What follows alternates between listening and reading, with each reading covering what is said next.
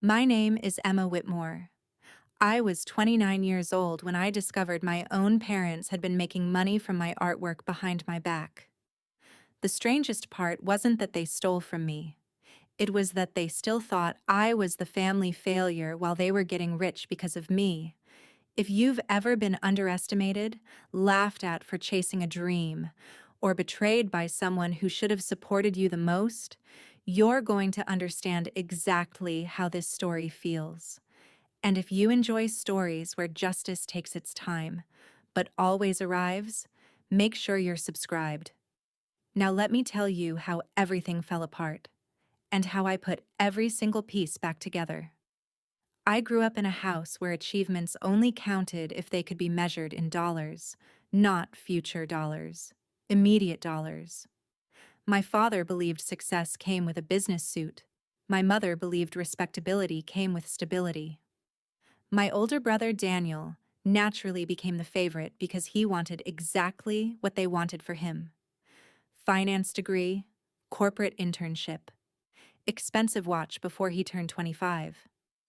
Then there was me, the girl who filled every notebook with sketches instead of math homework, the girl who painted on bedroom walls because canvases were too expensive, the girl who spent entire afternoons sitting beside the lake trying to understand why sunlight looked different on water every few minutes.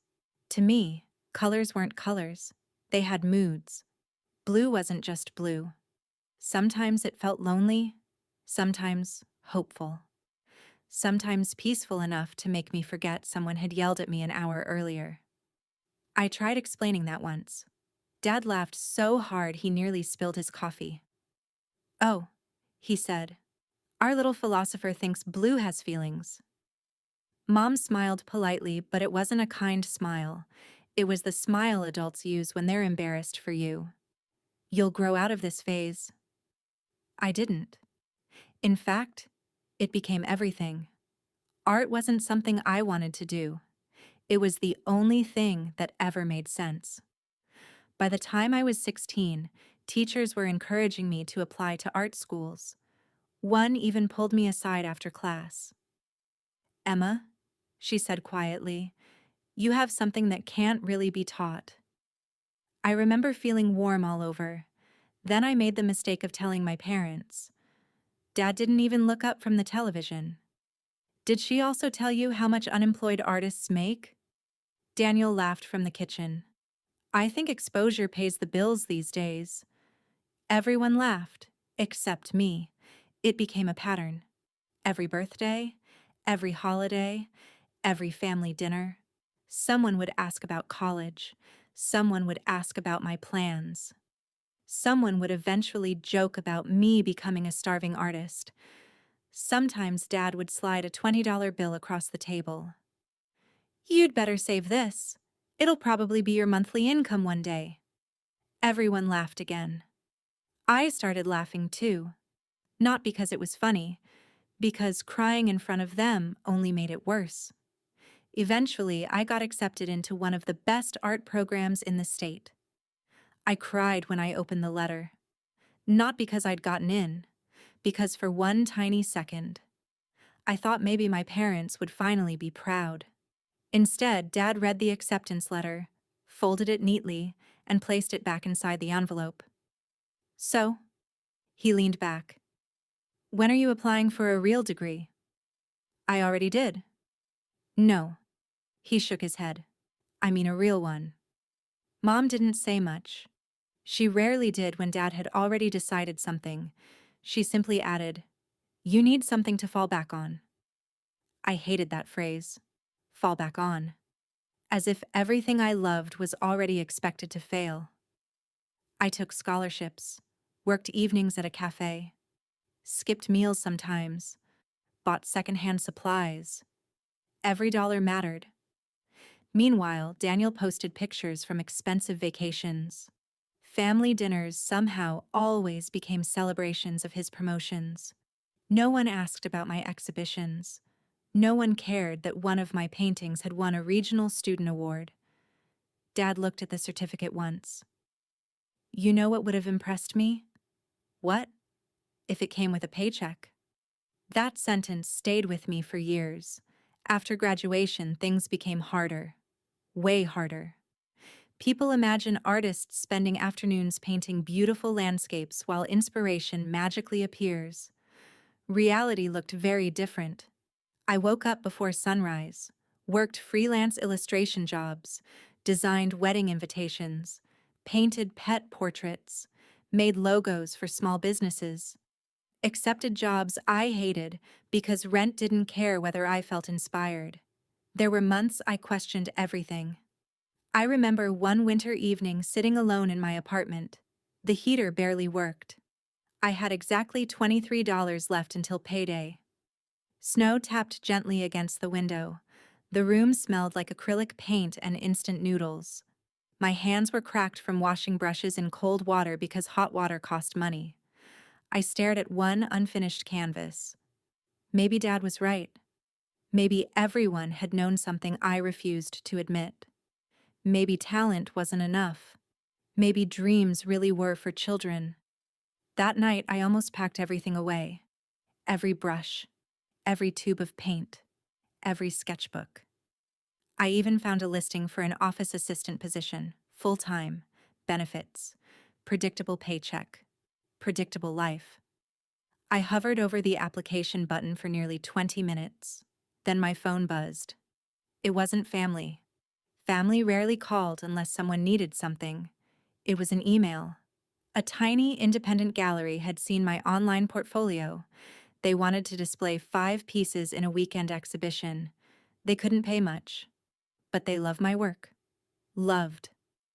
That word hit harder than any paycheck ever had. Someone who didn't know me, didn't owe me kindness, didn't have to pretend. Loved my work. I deleted the job application. That exhibition changed nothing overnight. I sold exactly one painting. One. For $400. After gallery commission, transportation, framing costs, and taxes, I barely broke even. But someone had looked at something I created and chosen to live with it.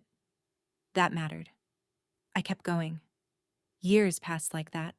Tiny victories, huge setbacks, small exhibitions, larger commissions. Online followers slowly increased. A designer reached out, then another. Eventually, one of my paintings appeared in a magazine feature, then a design blog, then a popular interior decorating account shared my work. The internet is strange. Sometimes success arrives one person at a time. Sometimes it arrives all at once. Mine happened on a Tuesday morning. I woke up to hundreds of notifications. One of my paintings had gone viral. People were sharing it everywhere. Comments, messages, purchase requests, interview invitations. I refreshed the page over and over because I genuinely thought there had been some mistake. Within 3 months, everything changed. Collectors contacted me. Licensing companies reached out. A publishing company wanted to use my artwork on book covers. For the first time in my life, I wasn't surviving. I was building something. I hired an accountant, rented a real studio, bought professional equipment, even replaced the chair I'd been using for 7 years because one of its legs had been held together with duct tape. It felt unreal. Not glamorous, not flashy, just peaceful. For the first time, I slept through the night. Then my family suddenly remembered I existed. Mom started texting every week. Dad asked questions about the business. Daniel wanted advice about social media branding. It was subtle at first, like they were carefully pretending they had always believed in me. I noticed, but I let it go. Maybe people could change. Maybe success had finally convinced them. Maybe this was the beginning of healing. I wanted to believe that, more than I should have. So when Mom asked if she could have a few high-resolution images of my paintings to show relatives how talented you've become, I didn't hesitate. I emailed them, dozens of them, without watermarks, without thinking twice. She thanked me with 3 heart emojis, looking back. That was the moment I unknowingly handed my family the key to everything I had spent nearly 15 years building. I just didn't know it yet. And it would be almost 2 years before I discovered what they had done with it. When I finally found out, I realized being called a failure had never been the worst thing they'd done to me. It wasn't even close. If someone had told me then that the biggest threat to my career wouldn't be strangers on the internet or dishonest clients, but my own family, I would have laughed. Not because they were incapable of it, because I couldn't imagine they cared enough about my work to steal it. After all, according to them, it wasn't worth anything. Funny how quickly something becomes valuable when someone else is willing to pay for it. For the next 2 years, my life finally resembled something I had only dreamed about during those cold nights in my first apartment. Not perfect, just stable. Stable was a luxury. I had a studio with windows so tall the afternoon sunlight would slowly crawl across the hardwood floor, changing every painting hour by hour. I learned exactly when the light became too warm for mixing colors and when it softened enough to photograph finished pieces. There was always music playing, sometimes jazz, sometimes complete silence except for the gentle scrape of a brush against canvas. Those quiet afternoons healed parts of me I hadn't realized were still broken. But family has a strange way of finding the cracks you've spent years repairing. Mom called more often than she ever had. "Sweetheart, your aunt loved that painting with the yellow flowers." "Oh?" "Yes. She keeps showing everyone your website." I smiled. "That's nice." Dad became pleasant, not affectionate, pleasant. There was a difference. Instead of asking when I'd get a real job, he started asking questions about commissions. "So, how much does something like that sell for?" "Oh, it depends." "Ballpark?" I hesitated. "I'd rather not discuss numbers." He laughed. "You always were private." Private. Not defensive. Not cautious. Private. Interesting choice of words. Daniel also changed. Growing up, every conversation with him had been some variation of competition. Who got better grades? Who was wasting their future? Who mom talked about more? He usually won by default because he played the game our parents invented. Now he wanted coffee. "Hey, Em." He hadn't called me Em in years. "I've been thinking." "Dangerous." He chuckled. "I deserve that." For a moment, I actually believed we'd become adults, that we'd left childhood behind. We met at a cafe downtown. He arrived wearing one of those expensive watches he used to flash around family dinners.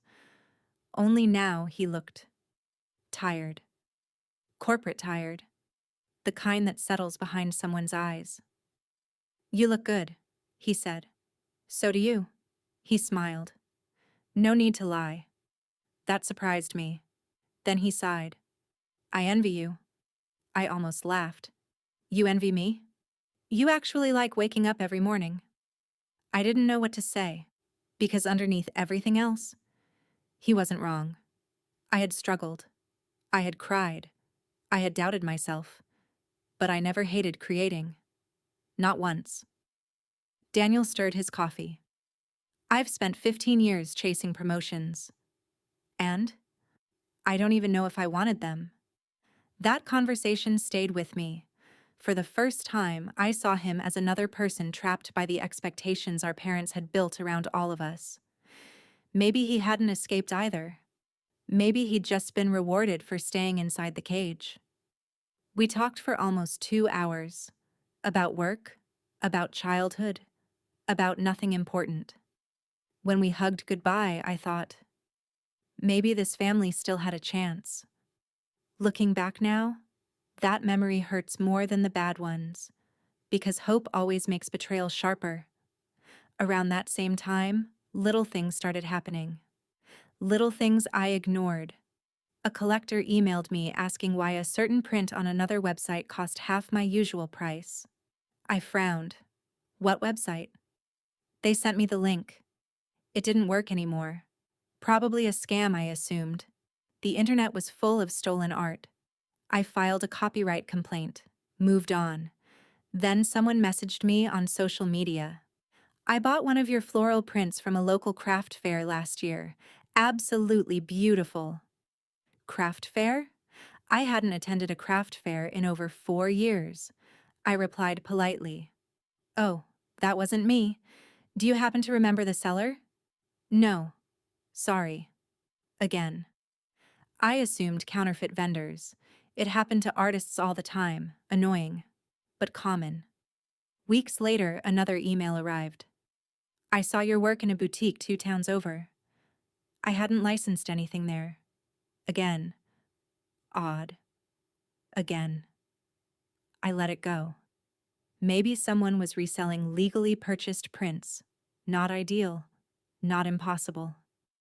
The clues were scattered like puzzle pieces that refused to look suspicious until someone showed you the finished picture. Then came Thanksgiving. Normally, I skipped holidays. Too many passive-aggressive comments, too many comparisons, too many questions about marriage, children, real estate, things that apparently mattered more than happiness. But Mom insisted. It would mean so much if everyone were together. Against my better judgment, I agreed. Walking into my parents' house felt strangely familiar. Same cinnamon candles, same beige walls, same grandfather clock ticking louder than necessary. Some things never changed. Others definitely had. Dad greeted me with an actual smile, not a smirk, a smile. There she is. Mom hugged me tighter than usual. Daniel opened a bottle of wine. Everyone was trying. It felt awkward, like actors who'd forgotten half their lines. Dinner started peacefully, until my uncle arrived late. He spotted me across the room. Emma, he grinned. I finally bought one of your pieces. Oh? The Blue Lighthouse. I blinked. I'm sorry. Which one? You know. He gestured vaguely. The lighthouse. I painted exactly one lighthouse, 7 years ago. It had never been released as a print. Ever. Only the original existed. And it had sold to a collector in Oregon. I'm not sure which one you mean. He laughed. Come on. No, really. You signed it. My stomach tightened. I did? Sure. It even had one of those little certificates. My fork froze halfway to my mouth. Certificate? I didn't use certificates until recently. Not 7 years ago. Something felt wrong. Very wrong. Dad interrupted. Probably one of the newer editions. His voice came too quickly, too smoothly. I looked at him. He avoided my eyes. Mom suddenly stood. Who wants pie? Nobody had finished dinner. She never interrupted meals. Ever. Conversation shifted. Everyone followed. Except me. The rest of the evening felt different, not because anyone said anything, because they stopped saying things. Every time I asked about the painting, someone changed the subject. Weather, politics, football, anything else. Driving home that night, I couldn't shake the feeling that I'd walked into the middle of a conversation that ended the second I arrived. Over the next month, curiosity turned into obsession. I searched online marketplaces, image searches, print sellers, auction sites. Nothing. Everything looked normal. I almost convinced myself I'd imagined the tension. Until January. That's when my friend Chloe called. She owned a small framing shop. Artists trusted her because she genuinely cared about protecting their work. You sitting down? Should I be? I think so. My heartbeat sped up. What happened? There was a couple in here today. Okay. They brought in one of your prints. That's nice. They wanted it reframed. So? It wasn't yours. I frowned. What do you mean? It was your painting. Pause. But not your print. Every muscle in my shoulders tightened. What are you talking about? The colors were slightly off. Counterfeit? Worse. What could possibly be worse? She inhaled slowly. They had a certificate claiming reproduction rights. Silence. What? They told me they bought it from a family-owned gallery. I don't sell through galleries. I know. Which gallery? They couldn't remember the name. Did they say where? Outside Cedar Ridge. Cedar Ridge, my hometown, the town my parents still lived in. I stared out my studio window. Snow drifted past in complete silence. My reflection looked pale, cold, disconnected. Chloe spoke carefully. I'm probably overreacting. No, I whispered. I don't think you are. That afternoon I couldn't paint, couldn't eat, couldn't concentrate. My mind kept replaying Thanksgiving, Dad changing the subject, Mom standing up, the mysterious certificate, the lighthouse. I opened the folder containing every high-resolution image I'd ever sent my mother. There were dozens, maybe over 100. Full resolution, perfect for professional printing. No watermarks, no copyright overlay, no metadata stripped. Exactly what a commercial printer would need. I suddenly remembered something else. About a year earlier, Mom had casually asked for updated versions because the old files don't open on Dad's computer. I had resent everything. Again. Without hesitation. Because why would I suspect my own mother? The realization made my skin crawl. Not because I knew. Because I didn't. Suspicion is a horrible place to live. Evidence gives you direction. Suspicion only gives you sleepless nights. That week, I barely slept at all. Every memory became questionable. Every conversation felt rewritten. Every compliment suddenly sounded rehearsed. Then one rainy Thursday afternoon, while answering emails, a message arrived from someone named Melissa. Subject line: "Thank you for your beautiful work." I smiled automatically. Opened it. Halfway through reading, I stopped breathing. I visited your parents' gallery during a weekend trip last spring. Your mother was so proud, telling everyone how talented you were. She said the family business helped distribute your limited editions because you were too busy to manage demand yourself. Thank you for creating such meaningful art. I read it again, then a fourth time. Parents. Gallery. Gallery. My parents didn't own a gallery. They'd mocked galleries. Dad once called them, I remembered the exact phrase, fancy rooms where rich people pretend paint splatters are investments. My hands were shaking now. I searched online. Nothing. No gallery under our family name.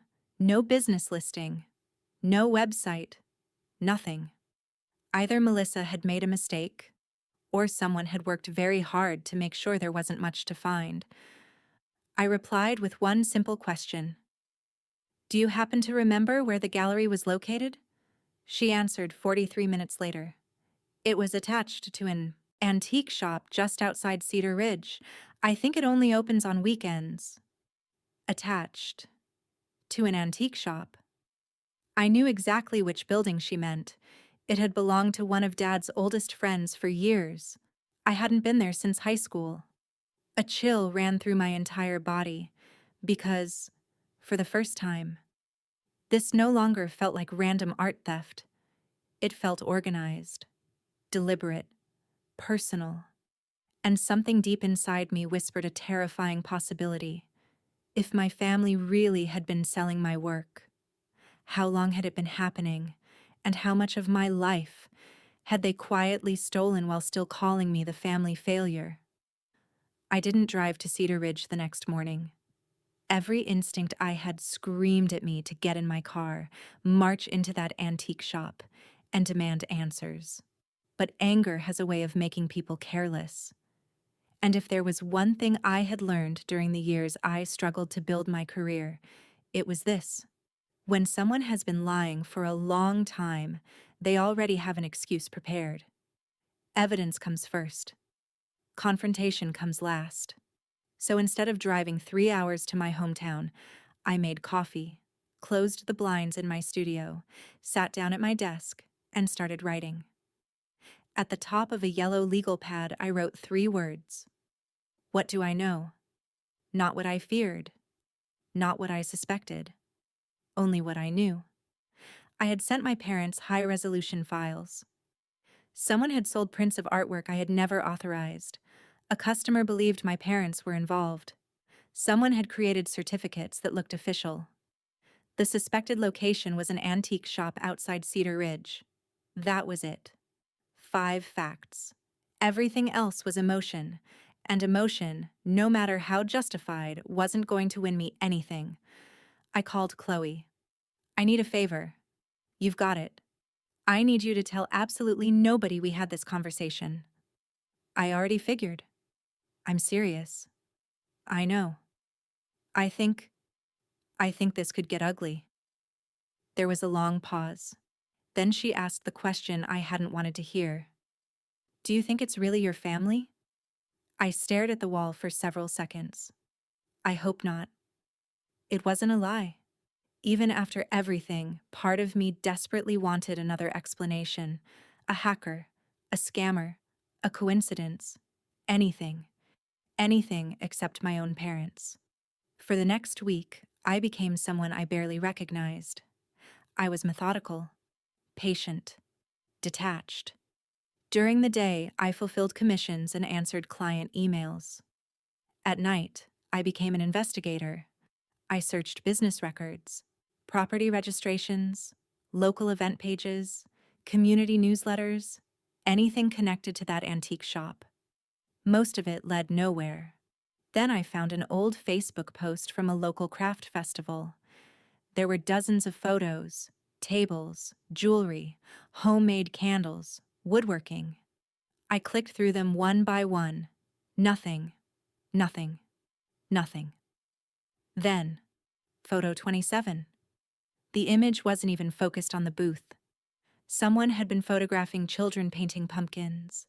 Behind them, barely visible, a display wall, framed prints, floral paintings, landscapes. My heart started pounding. I zoomed in until the image became grainy, too blurry to prove anything. But I knew those brushstrokes. Artists recognize their own work the way people recognize their own handwriting, even blurry. I knew. That still wasn't enough. Not legally, not publicly, not even for myself. I needed certainty, which meant I needed to see the place with my own eyes. Not as Emma, as a stranger. Fortunately, I wasn't doing this alone anymore. My closest friend, Sophie, had listened to the entire story over dinner. Unlike me, Sophie reached conclusions immediately. I'm coming with you. No. Yes. I don't want you involved. You mean legally involved? I mean emotionally. She leaned across the table. Emma? What? If your family has really been doing this. She stopped herself. No. What? If they've really been doing this? She looked me directly in the eyes. You shouldn't have to walk into that building alone. I almost cried. Not because of what she said. Because nobody in my family had ever said anything remotely like that. The following Saturday, we drove to Cedar Ridge before sunrise. I hadn't been back in months. Funny how a town shrinks after you've escaped it. The streets looked narrower. The storefronts looked older. Even the church bells sounded smaller somehow. Sophie parked 2 blocks away. You okay? No. Good. What? If you told me you were okay, I'd think you were lying. She squeezed my hand once. Whatever happens today? She paused. Don't make decisions while you're angry. I'll try. No. She smiled sadly. You'll do it. The antique shop looked exactly as I remembered. Weathered white paint, green shutters, a faded wooden sign. Except now, there was something new.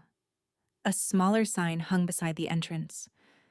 The Heritage Art Room Weekend Exhibition Local Artists. I stared at it. Local artists. I almost laughed. My artwork had traveled farther than anyone in my family ever had. Apparently now it was local. We walked inside. Old wood creaked beneath our feet. The entire building smelled like cedar, dust, old books, and furniture polish. An older man greeted us. Morning. Morning. He barely looked up. Good. Less attention. We wandered slowly through antique cabinets before reaching the back room. My stomach dropped. There they were. 8 of my paintings. Not originals, prints. Large, professionally framed prints, beautifully reproduced, professionally lit, professionally displayed. Each one carried a small brass nameplate, Whitmore Collection. Not Emma Whitmore, just Whitmore. As though my identity had quietly disappeared. I couldn't move.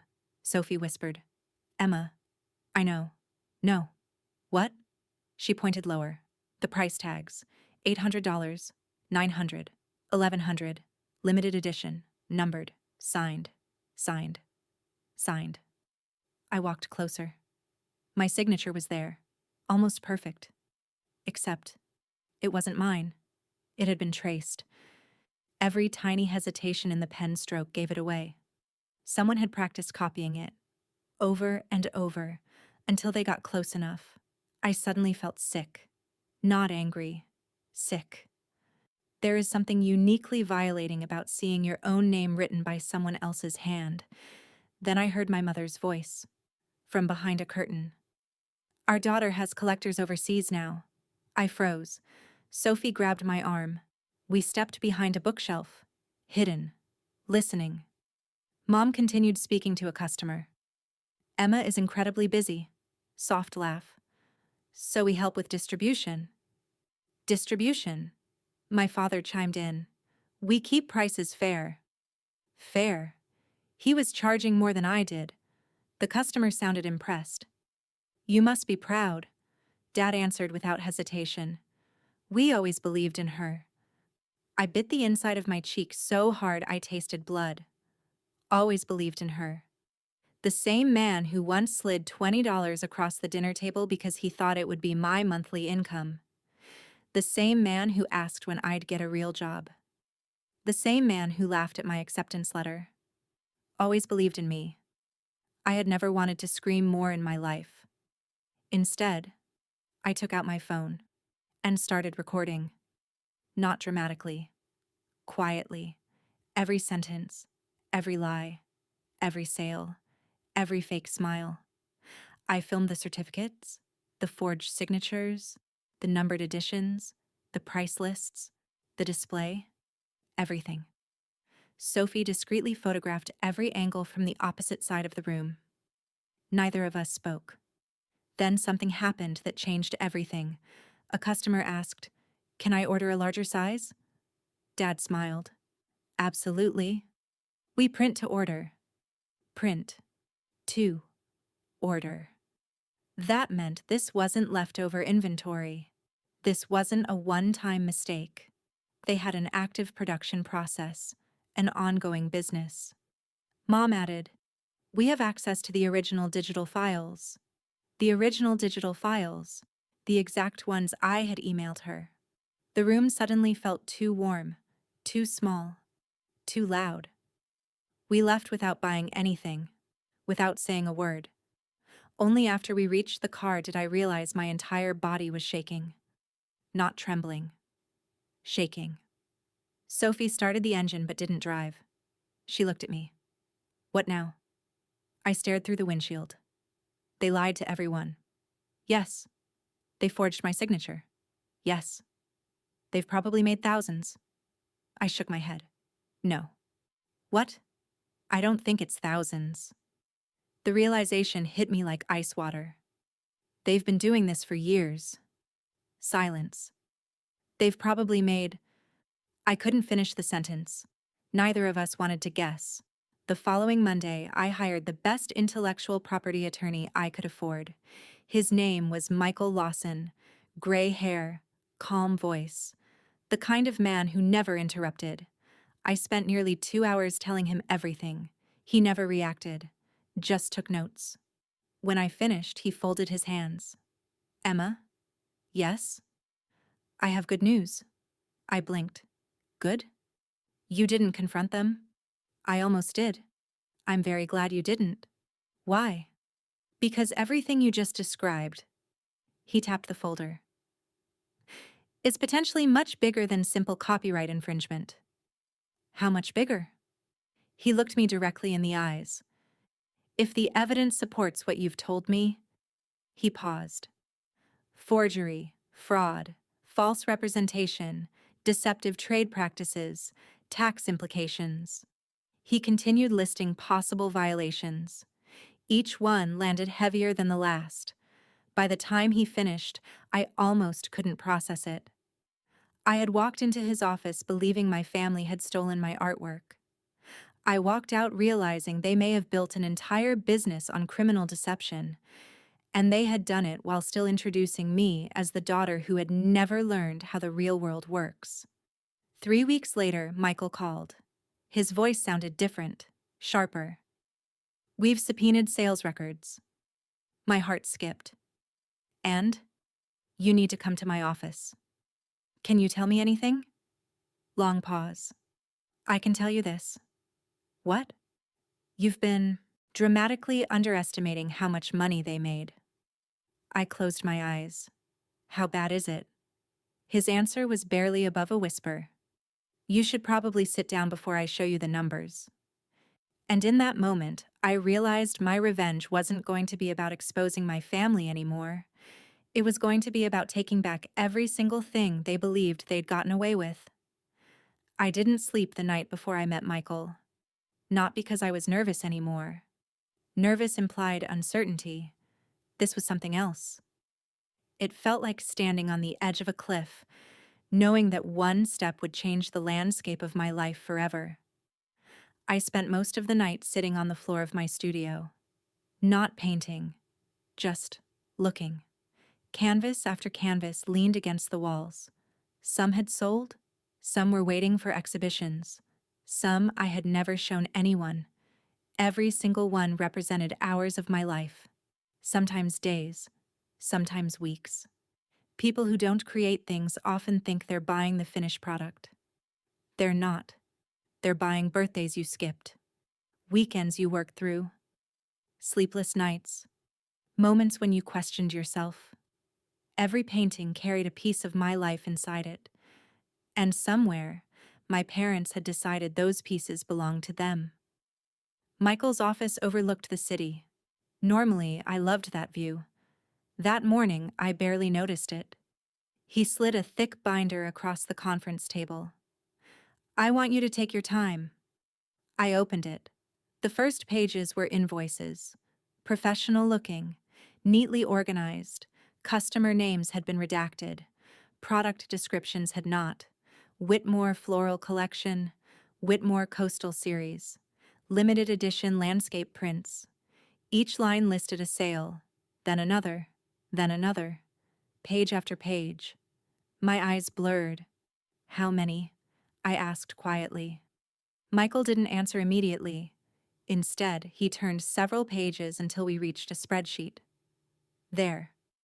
My stomach dropped. Years. The records covered nearly 4 years. Not 2. 4. They had started selling my work less than 6 months after I emailed those first high-resolution files. Before I had signed my first major licensing deal. Before I could afford health insurance. Before I stopped worrying whether rent would clear.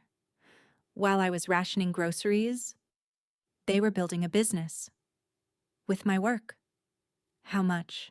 I whispered. Michael took off his glasses. "We estimate gross revenue somewhere between $670,000. He turned another page. "And $720,000. The room became strangely quiet, not silent. Quiet. Like every sound had suddenly moved farther away. I actually laughed. A short, empty laugh. "That's impossible." "I wish it were."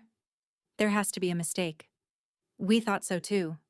He gently pushed another document toward me. Bank deposits, weekend after weekend, month after month. Steady income, cash, card payments, special orders, corporate purchases, interior designers, boutique hotels, gift shops.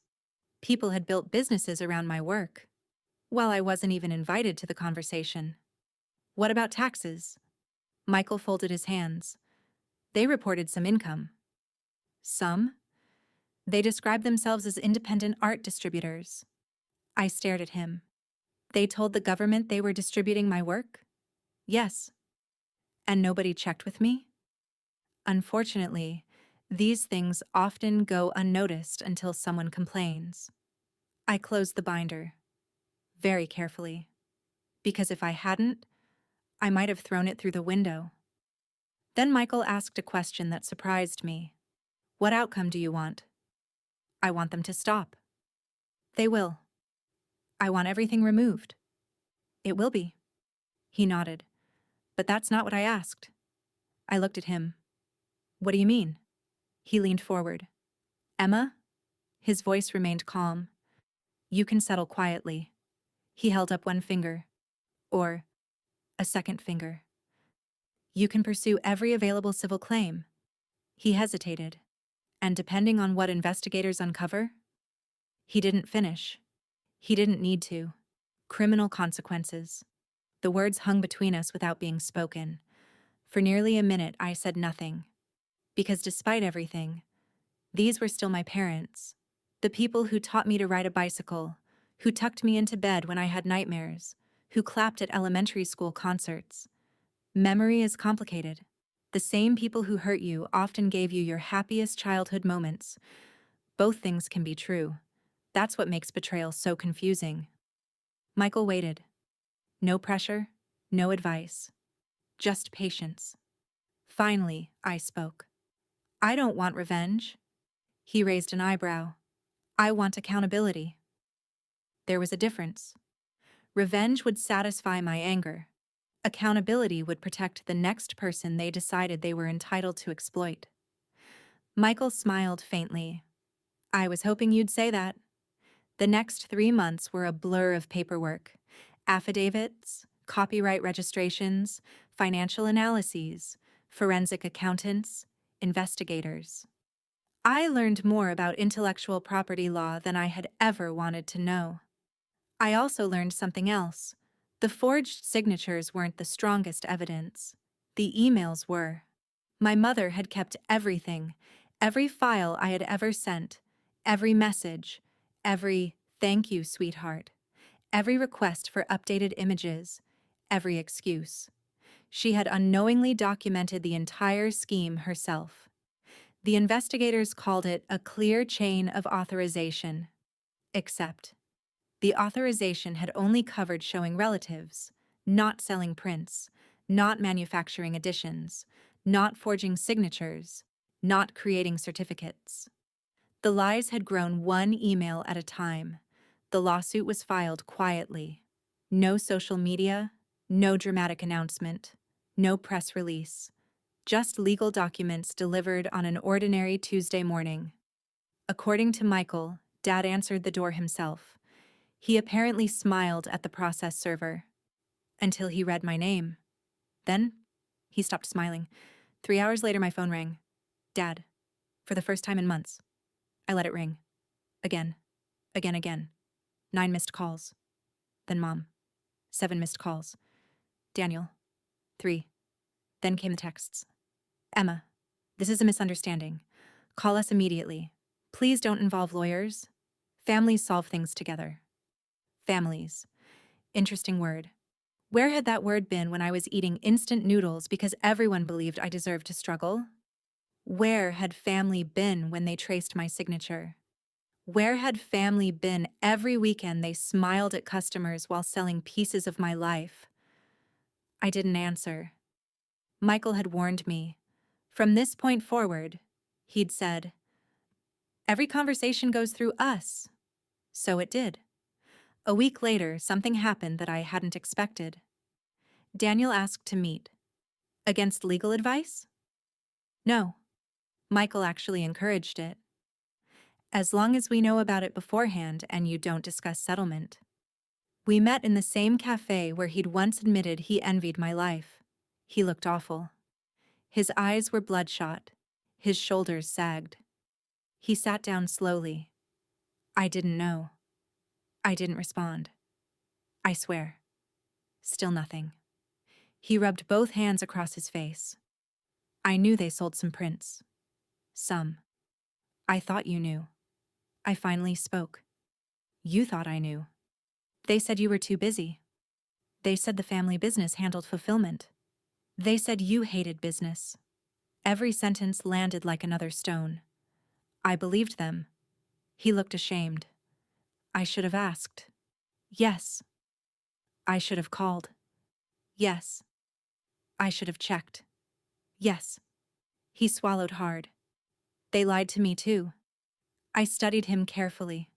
For the first time since childhood, I believed him. Not because he was my brother, because guilt has a look that's very difficult to fake.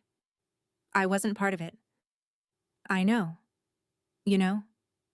You would have bragged. He blinked. Then, despite everything, he laughed. A sad, broken laugh. You're right. That was Daniel.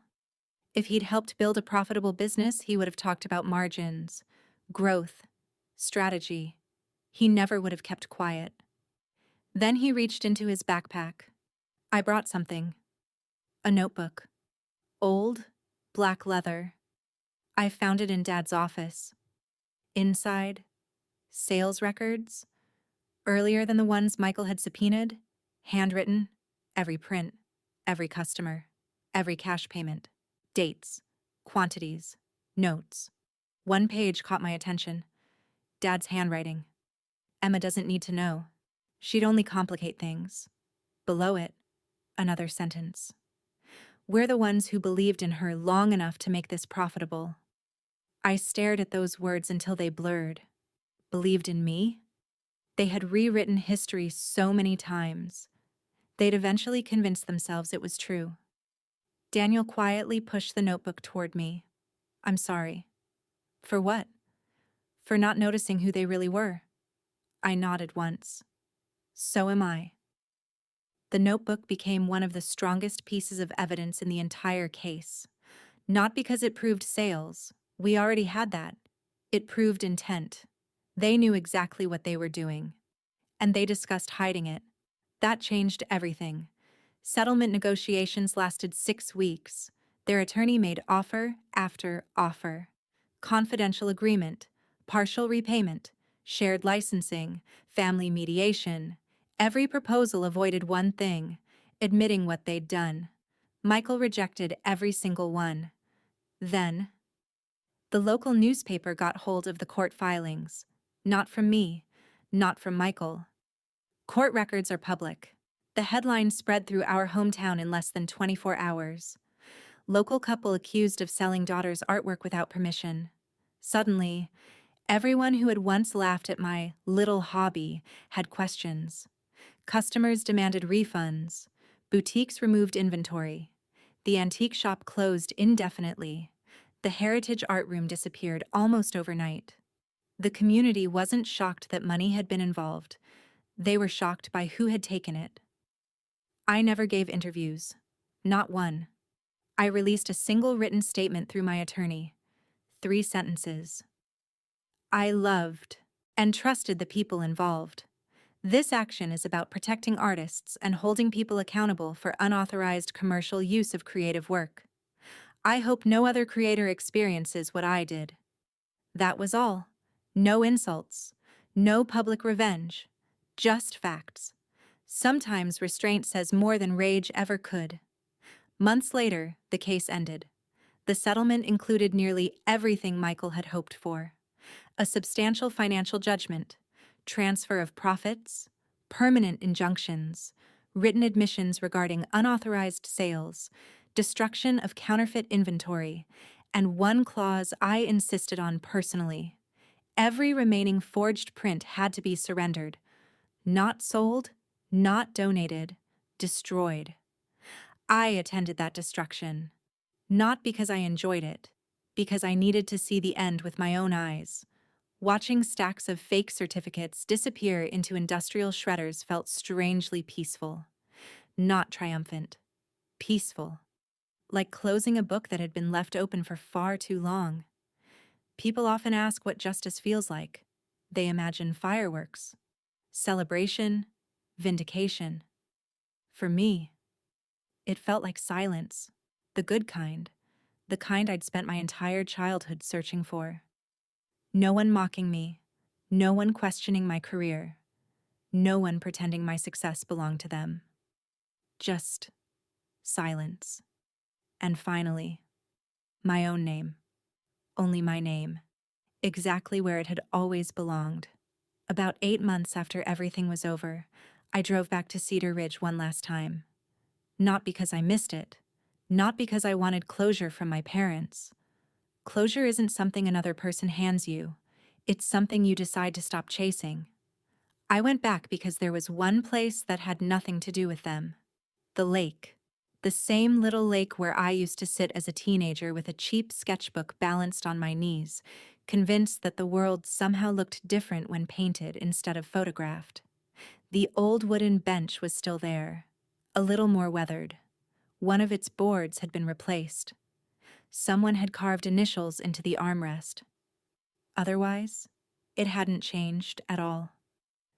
I sat there for almost an hour without opening my sketchbook. The wind skimmed across the surface of the water, creating tiny ripples that caught the afternoon sun. Just like when I was 16. Back then, I believed if I could just become successful, everything would finally make sense. That was the lie I had carried for years. Success doesn't heal old wounds. It simply shines a brighter light on them. Money couldn't erase the nights I cried after family dinners. Awards couldn't make my father's approval suddenly matter less. Sold-out exhibitions couldn't give me back the years I spent believing maybe they were right about me. Healing only began when I stopped asking people who had never respected me to finally become the people I wished they were. That realization changed everything. Daniel and I still speak. Not every week, not even every month. But when we do, we actually talk. Not about promotions, not about expectations, not about who our parents wanted us to become. We talk about books, travel, his vegetable garden, the terrible coffee he insists on making. A year after the lawsuit ended, he quit the finance job he'd hated for nearly 15 years. He didn't become an artist. He became a high school economics teacher. The first time he told me about one of his students finally understanding compound interest, he smiled wider than I'd ever seen him smile over any promotion. Sometimes people don't need revenge. They just need permission to stop living someone else's dream. As for my parents, people always ask the same question. Did they ever apologize? Yes. Several times. But not immediately. The first letters were full of excuses. They said they were only helping. They said they intended to pay me eventually. They blamed misunderstandings, bad accounting, poor communication. Anything except themselves. Months later, another letter arrived. This one was different. Short, handwritten. No lawyer. No carefully chosen legal language. Just my mother. She wrote that every time someone complimented one of my paintings, she felt proud. Then she admitted that somewhere along the way, that pride turned into entitlement. She told herself she deserved part of my success because she had supported me in her own way. Reading that sentence hurt more than I expected, because it revealed something important. People rarely wake up one morning and decide to become villains. More often, they tell themselves a story where they're still the good person. They just keep editing that story until it no longer resembles reality. My father never wrote anything like that. His letter was one page, mostly practical, mostly about repairing the family. He never once used the words, "I'm sorry." That told me everything I needed to know. I never responded, not out of cruelty, because some conversations have already said everything they need to say. The financial judgment changed my life, not because it made me wealthy. Ironically, I had already become financially comfortable before the lawsuit ended. The money represented something else. Time. It paid for years of future work. It allowed me to hire assistants, open a scholarship for young artists from low-income families, provide legal workshops about copyright for creatives, just starting their careers. The scholarship application asks one question: tell us about a time someone underestimated you. Every year I read hundreds of answers. Every year I remember exactly how that feels. One afternoon, nearly 2 years later, a teenage girl approached me after an exhibition. She looked nervous. She held one of those inexpensive sketchbooks with bent corners. "I almost quit drawing," she admitted. "Why?" "My family said it wasn't realistic." I smiled. Not because it was funny, because I knew those words by heart. She asked if I would sign her sketchbook. Instead of signing the first page, I turned to the inside cover and wrote, "Never let someone who cannot see your future become the person who decides it." She stared at it for a long moment. Then she started crying. So did I. Just a little. Sometimes I wonder what would have happened if my parents had simply believed in me, really believed. Maybe none of this would have happened. Maybe we'd still have Sunday dinners. Maybe there would be nieces and nephews running through their backyard while Dad complained about overcooked burgers. Maybe. But life isn't built on maybe. It's built on choices. They made theirs. Eventually, I made mine. The biggest surprise wasn't winning the case. It wasn't recovering the money. It wasn't seeing counterfeit prints destroyed. The biggest surprise was discovering that I no longer needed my family's approval. For almost my entire life, I thought proving them wrong would feel like victory. It didn't. Because proving someone wrong still gives them a starring role in your story. Real freedom came when they stopped being the audience I performed for. Today, when I finish a painting, I don't wonder what my father would think. I don't imagine my mother's criticism. I don't compare myself to Daniel. I simply ask one question. Did I tell the truth with this piece? If the answer is yes, it's enough. And for the first time in my life, so am I. If you've made it all the way to the end, thank you for listening. Stories like this remind us that betrayal hurts the most when it comes from the people who should have protected us. But they also remind us that success doesn't belong to the loudest critic or the person who tries to claim it after the fact. It belongs to the one who kept going when nobody believed. If you enjoyed this story, don't forget to like the video, subscribe to the channel, and let me know in the comments. What would you have done in my position? Would you have taken them to court? Or would you have handled it differently? Until next time, remember this. Sometimes the sweetest revenge isn't making someone lose. It's making absolutely certain they can never steal from you again.